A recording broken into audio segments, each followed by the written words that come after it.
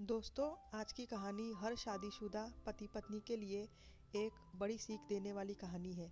आइए सुनते हैं। पत्नी ने न जाने क्या किया था कि पति ने उसे एक के बाद एक कई थप्पड़ जड़ दिए। हमेशा हर सिचुएशन को शांति से हैंडल करने वाली पत्नी भी इस बार इतनी अशांत हो उठी कि उसने अपनी चप्पल ही निकालकर पति की ओर फेंक दी। चप्पल पति के बालों को छूते हुए निकल गई। ये किस्सा यही खत्म हो सकता था, मगर पति ने इसे अपनी मर्दानगी का विषय बना लिया और बात बद से बदतर होती चली गई। रिश्तेदारों ने भी आग में घी का काम किया। किसी ने कहा, जो औरत अपने पति को चप्पल से मार सकती है वो ना ही तो वफादार हो सकती है और ना ही पतिव्रता। ऐसी औरत परिवार ही नहीं, पूरे समाज पर कलंक की तरह है। बीवी के पक्ष वाले कहाँ पीछे रहने वाले थे। किसी ने कहा, 21वीं सदी में भी जो स्त्री के साथ मारपीट करते हैं उन्हें तो जेल भेज देना चाहिए। तो कोई कहता, ज़रूर उसको कोई और पसंद आ गई होगी, इसलिए अब पत्नी से मारपीट करने लगा है। बात कोर्ट तक पहुंच गई। दोनों पक्षों ने एक दूसरे के खिलाफ केस फाइल कर दिया। पति ने चरित्रहीन होने का तो पत्नी ने दहेज और शारीरिक उत्पीड़न का आरोप लगाया। 2 वर्षों से अधिक समय के लिए केस चला था। इन 2 वर्षों के दौरान दोनों पति पत्नी अलग अलग रहे थे। पति और पत्नी दोनों की आर्थिक स्थिति भी इस समय कुछ अच्छी नहीं थी। जिन्हें वो अपना शुभचिंतक समझ रहे थे, पैसों की बात आते ही उन्होंने भी अपना पलड़ा झाड़ लिया था। अगर कोई देने को राजी भी हुआ तो मोटे ब्याज की शर्त पर। आखिरकार वही हुआ जो सब चाहते थे, डाइवोर्स। हर कोई खुश था, दोनों पक्षों के रिश्तेदार, उनके माता पिता और दोनों के वकील। लेकिन 5 साल की सुखद शादी और एक सुंदर बेटी होने के बाद मिले इस डिवोर्स से पत्नी मुक्त थी और पति शांत। शायद ये एक इत्तेफाक ही था कि इस खुशी को मनाने के लिए दोनों पक्ष के लोग एक ही चाय की टपरी पर बैठे आमने सामने। इत्तेफाक इसलिए क्योंकि ज़्यादातर लोग जो एक दूसरे के विरोध पक्ष को सपोर्ट कर रहे थे वे एक दूसरे को अच्छे से जानते भी नहीं थे।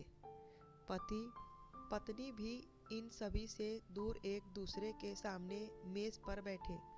पत्नी ने पति से कहा, अब तो खुश होगे ना, तुम्हारे मन की जो हुई है, मुबारक हो, तुम भी तो आज जीत गई हो। मुझसे तलाक तो तुम्हें भी मिल गया है, कॉन्ग्रेचुलेशंस टू यू टू, पति ने कहा। तलाक को तुम जीत का प्रतीक समझते हो, पत्नी ने पूछा। पति चुप रहा।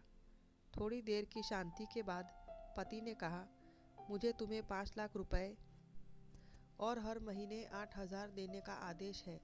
अभी मेरे पास पैसे नहीं है, इसलिए मेरा जो सिटी में फ्लैट है उसे तुम्हारे नाम कर देता हूँ। पत्नी बोली, लेकिन उस फ्लैट की कीमत तो 18 लाख की है।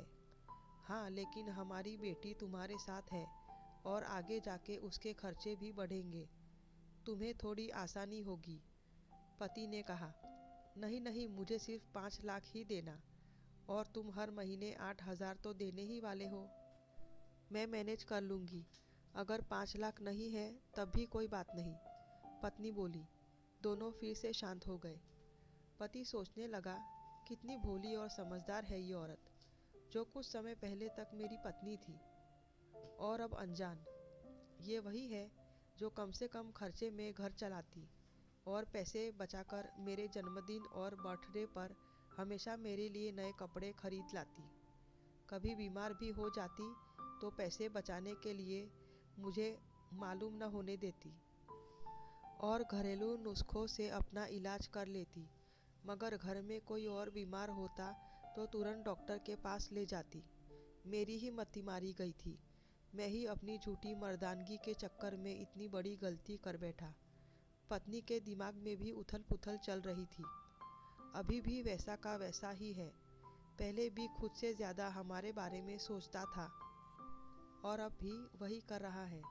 ये वही आदमी है जो मुझे एक्सीडेंट से बचाने के लिए खुद मोटरसाइकिल के आगे कूद पड़ा था और अपनी उंगली तुड़वा बैठा था। पता नहीं कौन सी मनहूस घड़ी में मैं झगड़ा कर बैठी। पति ने मौन तोड़ते हुए पूछा, अब तुम्हारा कमर का दर्द कैसा है? ज़्यादा तकलीफ तो नहीं होती? पत्नी हल्का सा मुस्कुराई और बोली, अभी भी होता है। अब तो पेट में भी क्रैम्प्स उठते हैं। वो तो होगा ही, तुम योगा या कसरत भी तो नहीं करती हो। अब किसी गायनोकोलॉजिस्ट को ज़रूर दिखा देना। पति ने कहा, तुम बताओ, तुम्हारा अस्थमा कैसा है अब? क्या अब भी दौरे पड़ते हैं? पत्नी ने पूछा। हाँ पड़ते हैं, पहले से ज़्यादा, क्योंकि अक्सर इन्हेलर भूल जाया करता हूँ। याद दिलाने के लिए तुम जो नहीं हो अब, पति ने बोला। पत्नी के आंखों में आंसू आ गए। वो बोली, तुम्हें मेरे चरित्र पर सवाल नहीं उठाने चाहिए थे, तो ये परिस्थिति आती ही नहीं। हाँ मैं जानता हूँ, तुम बहुत अच्छी हो। मुझसे गलती हो गई, बहुत बड़ी गलती। मैं लोगों के बहकावे में आ गया था, पति बोला। तुमने भी तो मुझ पर दहेज का इल्ज़ाम लगाया था, वो बोलो। गलत था, और इस बात का मुझे भी पछतावा है, पत्नी ने कहा। पति कुछ कहना चाह रहा था, लेकिन हिचकिचा रहा था। पत्नी ने पूछा, कुछ कहना चाहते हो तो बोलो। क्या सब पहले जैसे ठीक नहीं हो सकता? क्या मतलब? पत्नी बोली। मतलब कि हम फिर से पहले की तरह पति पत्नी बनकर, सच्चे दोस्त बनकर नहीं रह सकते, पति बोला। पर ये डिवोर्स के पेपर दिखाते हुए पत्नी ने कहा, फाड़ देते हैं। पति ने अपने पास रखे डिवोर्स के पेपर फाड़ते हुए कहा। पत्नी ने भी अपने पास रखे हुए पेपर फाड़ दिए। सभी हैरान थे, वकील, रिश्तेदार और माँ बाप। पति पत्नी दोनों एक दूसरे के हाथ में हाथ पकड़े अपने घर की तरफ चले गए। दोस्तों, ये कहानी उन हर पति पत्नी के लिए बड़ी सीख है जो छोटी छोटी बातों पर लड़ते हैं और इन झगड़ों को बड़ा बना के अलग होने का डिसीजन लेते हैं। प्यार और झगड़ा तो एक सिक्के के दो पहलुओं की तरह है, दोनों को स्वीकार करना होगा, तभी ये पवित्र रिश्ता उसकी मंजिल तक पहुंच पाएगा। 99% लोग आपको रिश्ता तोड़ने के लिए ही उकसाएंगे और सिर्फ एक या दो ही लोग होंगे जो सच्ची सलाह देंगे। धन्यवाद।